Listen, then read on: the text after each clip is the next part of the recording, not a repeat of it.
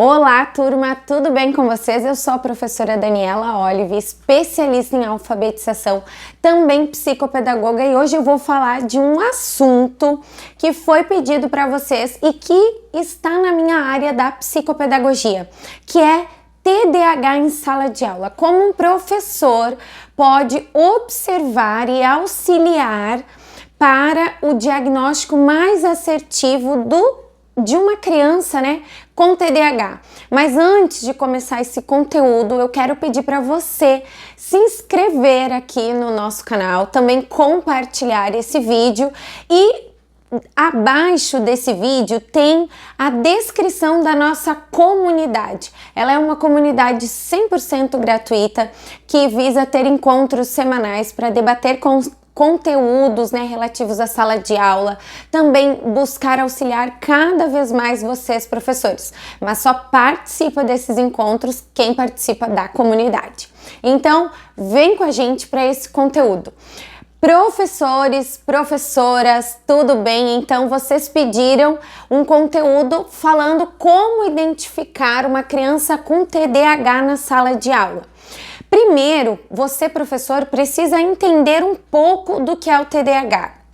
Você precisa saber que o TDAH, ele está ligado às funções executivas. O que são as funções executivas? É o que nos auxilia na tomada de decisão, nos auxilia no nosso dia a dia, na nossa memória, também com os nossos movimentos. Então, são as funções que nós usamos para executar, executivas, de execução de tarefas, memória e assim por diante. E aqui eu escrevi para vocês, não peguei todas, faltou 2 ou 3 das funções executivas, mas elas estão ligadas bem ao TDAH e ao que nós precisamos para a sala de aula.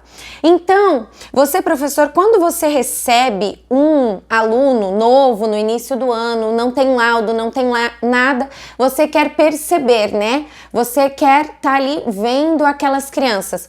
A gente já tem na nossa sala de aula um nível, vamos dizer assim, de crianças, né? Nós sabemos que hoje, e isso é uma coisa que eu quero frisar bem no início desse conteúdo, porque hoje o uso demasiado do celular pode parecer que a criança tem TDAH. Entendido, gente? Então, se a criança ela tá usando muito o celular, ela pode ter algumas dessas características que a gente vai abordar aqui hoje, mas pode ser que ela não tenha TDAH. Por quê? Gente, primeira coisa, quando você, né, chamar os pais para conversar, você precisa dizer que você está observando isso e você precisa conhecer a realidade daquela criança. Então, você deve perguntar ali para a família, né? Antes de você dizer assim, é TDAH essa criança aí. Você tem que dizer, olha, como que tá em casa? Porque o TDAH, ele deve ser testado, né, hoje e 6 meses depois reavaliado. Por quê? Pode ter acontecido algo na família daquela criança, algo que deixou ela mais impulsiva, mais nervosa, com pouca memória, desatento, algum problema familiar, alguma mudança, algo que esteja acontecendo. Então, conheça a sua criança. Então, quando você chamar a família para conversar, faça perguntas assertivas para ver se é isso daqui das coisas que você observou. Certo? Então pergunta quanto tempo fica no celular, pergunta se tem uso demasiado de eletrônicos, videogame, se socializa com outras crianças em outros ambientes, porque tudo isso pode influenciar nós acharmos que a criança tem TDAH, tá bom? Então você tá ali na sua sala de aula com seus alunos. Criança é mais agitada um pouco, as crianças de hoje em dia estão mais sozinhas e isso também faz com que elas queiram, na sala de aula, não tenham um controle tão grande dos impulsos que parece também um TDAH. Então, vai pescando essas dicas para ver se o seu aluno que você está lembrando agora nesse vídeo é TDAH ou não. Então, a criança que tem TDAH, normalmente ela não consegue controlar os seus impulsos. Então vamos lá, quando você organiza uma brincadeira em sala de aula, o seu aluno já começa ele tá sempre querendo ser o primeiro, ele tá muito afoito, ele vai, ele quer, se mexe muito ali, mas ele quer ser, mas mesmo que ele não saiba, ele quer, então ele não tem um controle dos impulsos dele, a habilidade de se controlar, de se portar. Você leva ele para um auditório, né? Vão assistir um teatro, alguma coisa assim, né? Um momento escolar ali, ele consegue, mas daí já se desconcentra, ele já vira, já começa a cutucar o amigo, e ali, então ele não tem esse controle dos impulsos, tá bom? Depois, o controle emocional. Gente, é muito importante isso. Essa criança, algumas vezes, ela pode chorar demais, ela pode rir demais, ela não consegue se controlar nas emoções. Então, a criança com TDAH, ela tem essa falta de controle de si. Por isso, ela tem um transtorno, né, de déficit de atenção e hiperatividade. Então, todas as coisas que necessitam de controle para ela são normalmente descontroladas. Então, também a parte emocional dela tem picos de altos e baixos. Ela fica, às vezes, ou muito feliz, ou muito triste, ou qualquer coisa deixa ela irritada no momento de jogar futebol, joga lá, quer jogar, mas já briga. Então, esse controle emocional de deixar o ambiente tranquilo, ela não tem. Depois, memória de trabalho. Olha, isso é muito importante. Você deu um comando ou você colocou eles para jogar joguinho da memória. Você foi lá e ele não consegue, demorou maior tempo. Ou, por exemplo, todos os dias a mãe coloca dentro da mochila o estojo num determinado lugar. Ele vai lá, ele esquece que tá lá o estojo. Então, coisas da rotina do dia a dia dessa criança, a memória de trabalho dela, de consistência, né? Da constância, de estar todo dia constante naquilo, ela é mais atrasada. Ele não tem, ele memoriza, mas daqui um pouco já perde o foco e já esquece e já começa a fazer outra coisa. Então, essa criança, ela é por si só já mais desorganizada.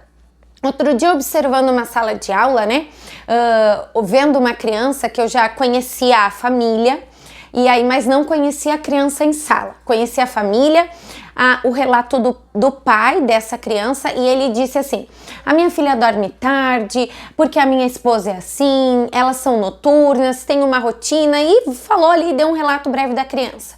Eu fui na sala de aula observar a sala, e aquele dia o meu intuito era observar os alunos. Todas as atividades propostas para aquela menina, né, e que já era uma desconfiança nossa, nós confirmamos. Ela foi lá, a professora deu uma tarefa, ela começou com aquela tarefa, daí depois ela colocou a jaqueta, depois a mesa dela extremamente bagunçada, daí ela olhou pro colega do lado, daí a colega já sabia do jeito que ela é, começou a recortar e fazer a tarefa para ela, e ela olhando para cima, mexendo no cabelo, depois conversou com uma outra colega, e aí ela ficou os 40 minutos sem conseguir terminar a tarefa. Ela tem isso aqui, ó, iniciativa de tarefa, ela tem falta de iniciativa de tarefa.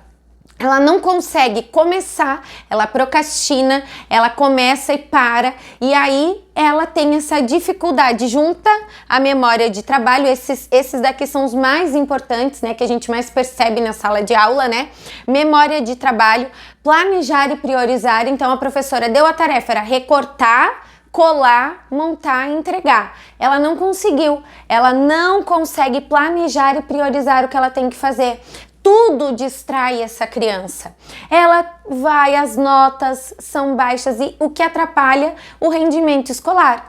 Ainda pelo relato do pai que dorme tarde, acorda tarde, não tem uma alimentação correta, essa criança tá com altos, se ela não tem um TDAH, né?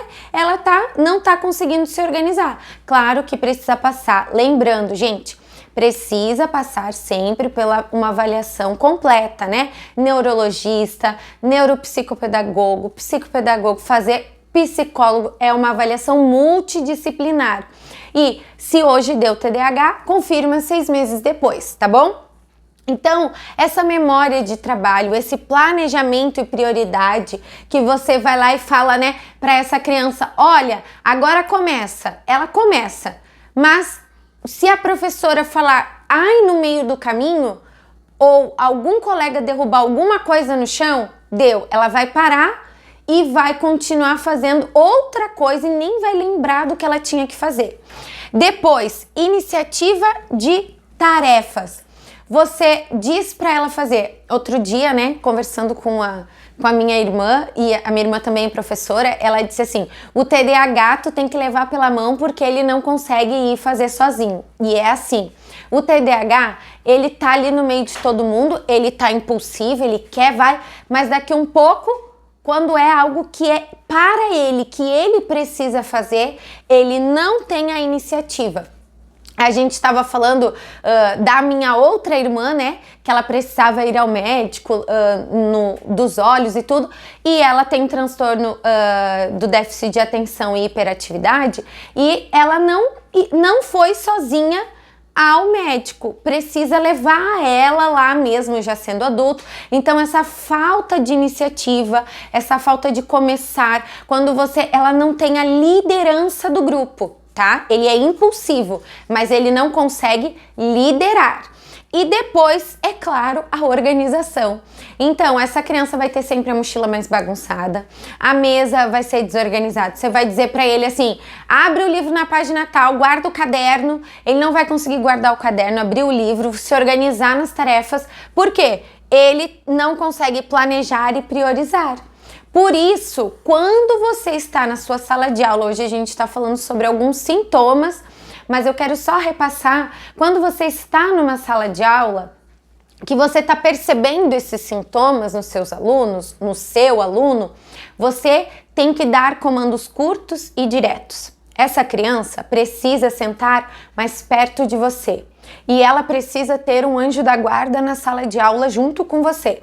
Então um colega, né, como essa menina que estava ali auxiliando essa outra, não, prof, mas eu tô aqui fazendo, não, mas ela, aí eu fui lá e disse, não, você tem que terminar, ela consegue, daí eu ajustei ela, coloquei, retomei ela no lugar e ela foi lá e terminou a tarefa. Quando ela terminou a tarefa, ela veio e me disse assim, consegui acabar. Ela ficou feliz, por quê? Porque eu ajustei ela, eu coloquei ela no prumo, vamos dizer assim, e ela conseguiu terminar a tarefa. E eles ficam felizes por isso, quando tem alguém que ajuda a seguir em frente, a dar o passo à frente. Lembre-se de ter amor com o seu aluno, né? De que ele precisa de ajuda. Tenha sempre contato com a família, busque estar juntos a ele e fale, né? Quando você chamar essa família para conversar, fala para eles, olha, pais, e assim, ó, vou contar uma coisa para vocês. Os pais adoram quando nós, professoras, falamos palavras difíceis. Então diz assim, pais, eu tô vendo que as funções executivas do seu filho para o trabalho em sala de aula, elas estão prejudicadas. Aí ele vai ficar te olhando e vai dizer assim, o que essa professora tá falando? Nossa, ela sabe mesmo.